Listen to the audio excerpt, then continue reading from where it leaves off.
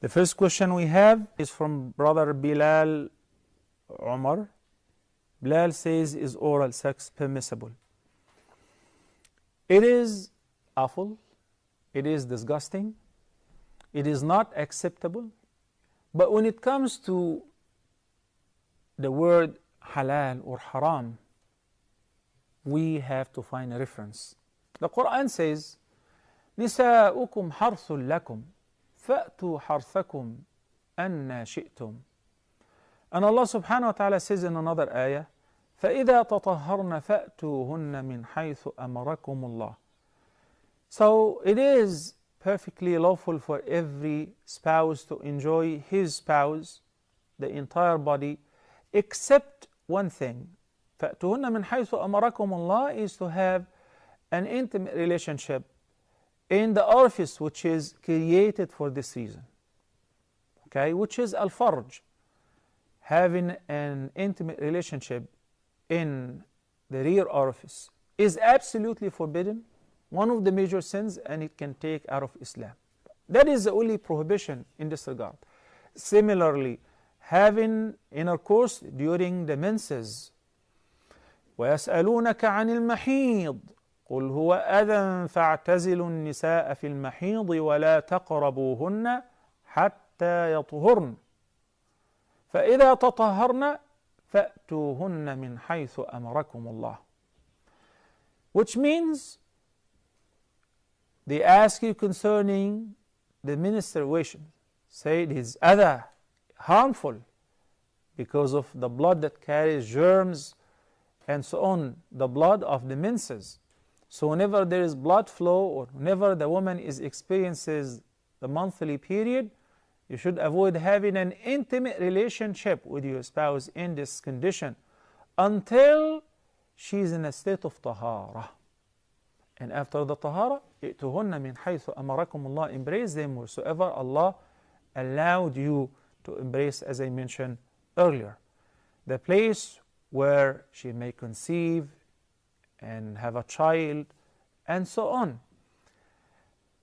So these are the restrictions, and this is what is allowed, which is everything in general. It is permissible for every person to see everything of his or her spouse.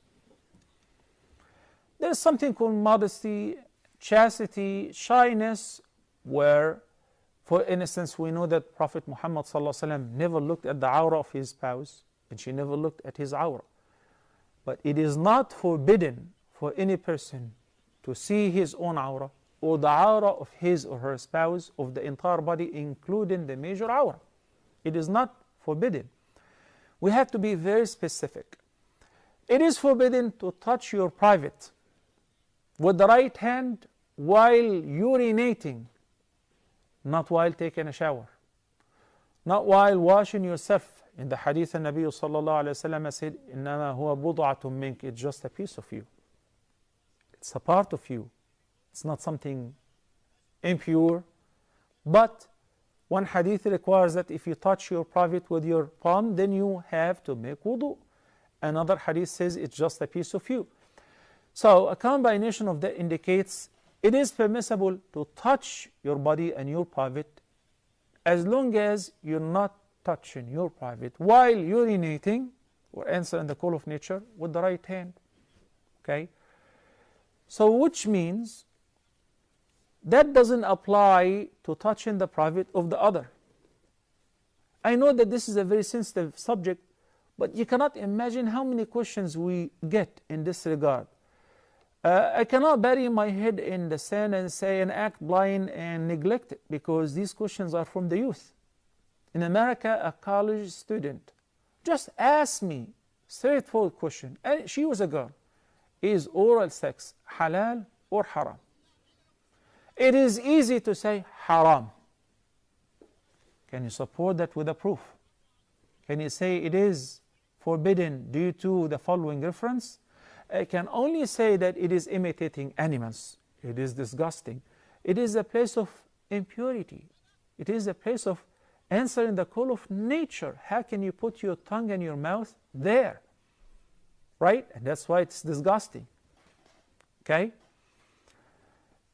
It should be avoided because unfortunately this is all imported from the West, Western societies who have tried everything.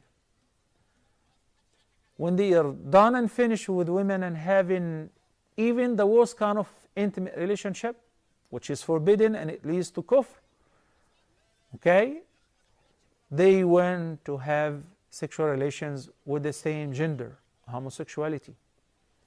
And when they're done with that, they moved on to animals.